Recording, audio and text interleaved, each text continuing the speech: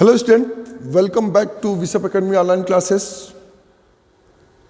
In this part of video, I am going to discuss about the importance of controlling. In the previous video, I was discuss about the nature and features of controlling. In this part of video, importance of controlling. Controlling is an indispensable functions of management. Without it, management process is incomplete. Controlling एक ऐसा function है, ऐसा important function है जिसके बिना हम management process incomplete रहता है, क्योंकि मैनेजमेंट के ये 5 फंक्शंस जो होते हैं, planning, organizing, staffing, directing and controlling, ये 5 फंक्शन में अगर एक फंक्शन भी अगर आ जाता है तो मैनेजमेंट इनकम्प्लीट माना जाता है. A good control system helps an organization in the following veg.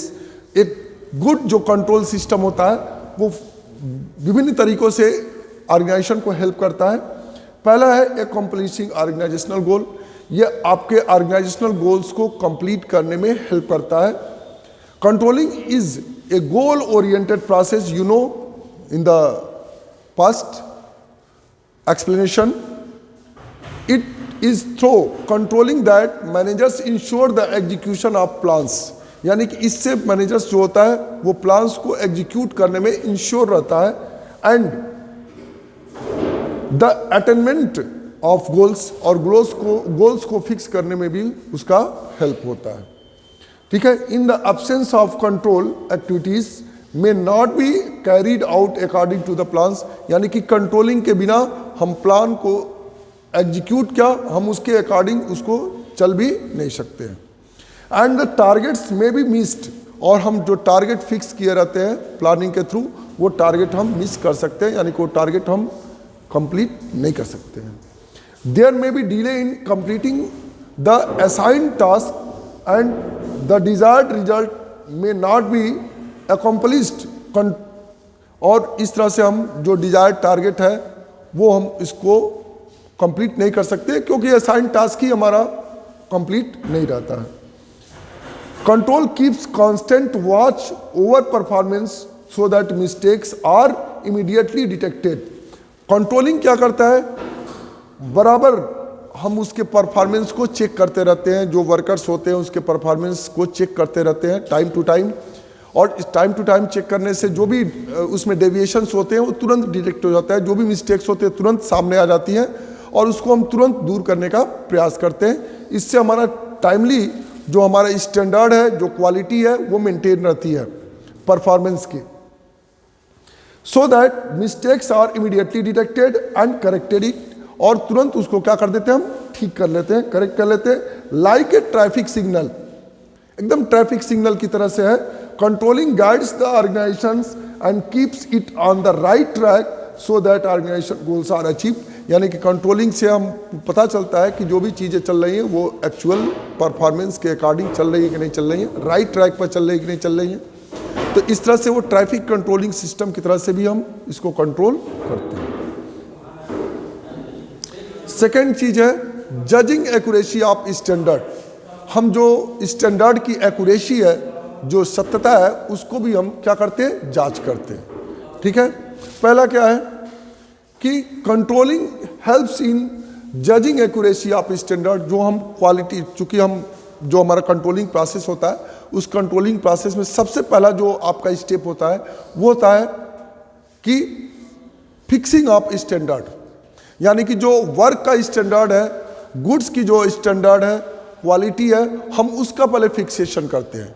जब हम फिक्स करते हैं तो वो हमारा प्लान परफॉर्मेंस होता है, प्लान स्टैंडर्ड होता है. अब उससे हम एक्चुअल स्टैंडर्ड के साथ क्या करते हैं, मैच करते हैं, मिलाते हैं. वो हमारा जजिंग एक्यूरेसी ऑफ स्टैंडर्ड होता है. उस स्टैंडर्ड के अकॉर्डिंग ही वर्क होने चाहिए. यानी कि by keeping a careful check on the changes taking place in the organization and revising the standard in the light of these changes.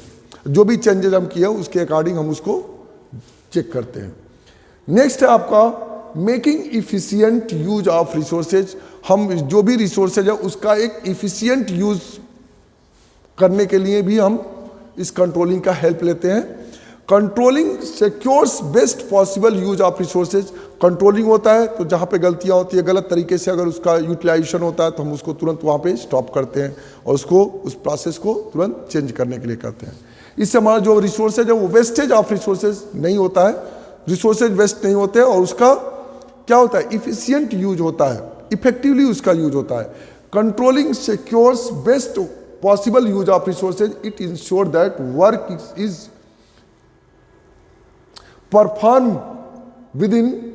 Performed in accordance with the pre determined standard, यानी पहले से जो आपका standard determined है उसी के according ही हम क्या करते हैं, परफॉर्मेंस चेक करते हैं। इन टर्म्स ऑफ क्वालिटी, तो परफॉर्मेंस में हम क्या चेक करते हैं, terms of quality, quantity, quality and cost, यानी कि हमको मिनिमम कास्ट, एक्चुअल क्वांटिटी और स्टैंडर्ड क्वालिटी को हम चेक करते हैं। It helps to prevent misuse and wastage of resources. इससे क्या होता है कि कंट्रोलिंग हमारा जो misuse and wastage of resources को कम करने में हेल्प करता है। ठीक है, नेक्स्ट आपका है इंप्रूविंग एम्प्लॉयज मोटिवेशन।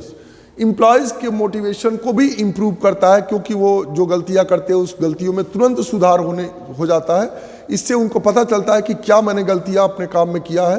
तो ये भी एक इससे एम्प्लॉयज को सीखने का एक चांस मिलता है, क्योंकि अगर ऐसे छोड़ दिया जाता तो कोई भी अगर एम्प्लॉय रहेगा तो जैसा भी वर्क करेगा, चलो ठीक है ऐसा कर दिया आपने, तो इससे क्या होगा, उसका परफॉर्मेंस धीरे धीरे क्या होता जाएगा, खराब होता जाएगा।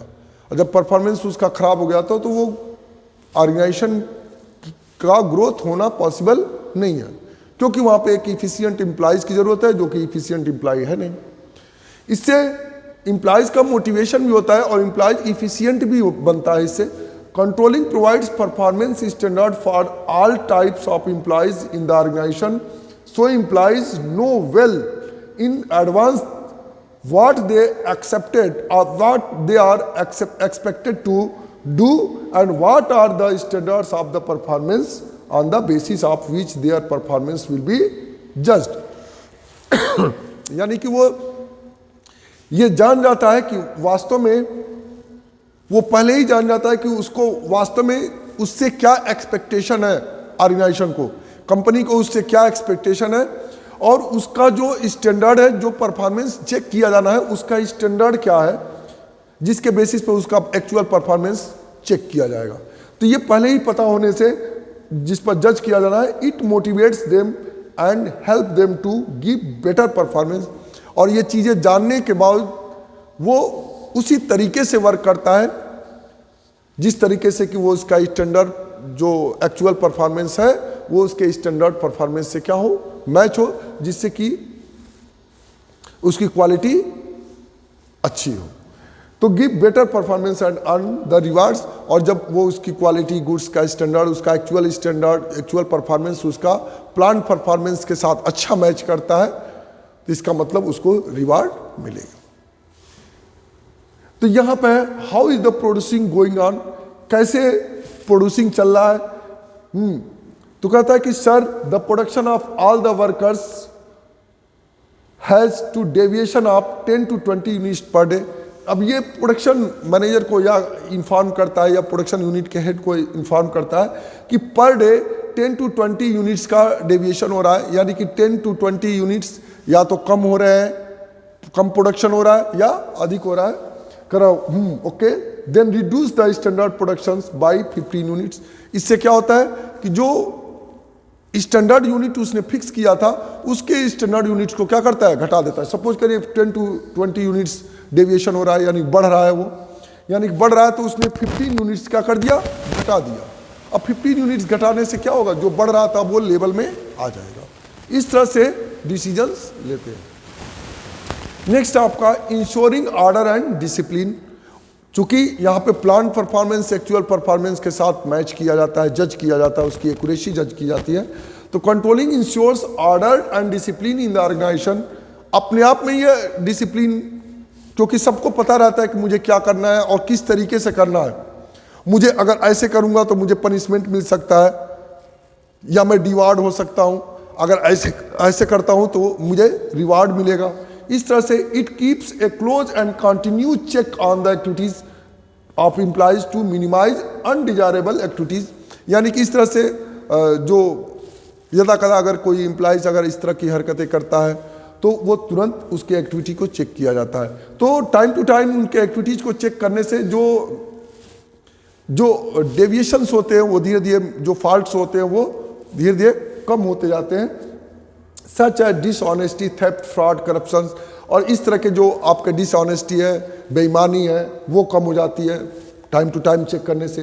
थेफ्ट, कोई चोरी कर रहा है वो भी कम हो जाता है, फ्रॉड जो कर रहा है वो भी कम, करप्शन किसी प्रकार का है तो टाइम टू टाइम चेक करने से वो क्या होता है, वो चीज़ें कम हो जाती हैं या खत्म हो जाती हैं।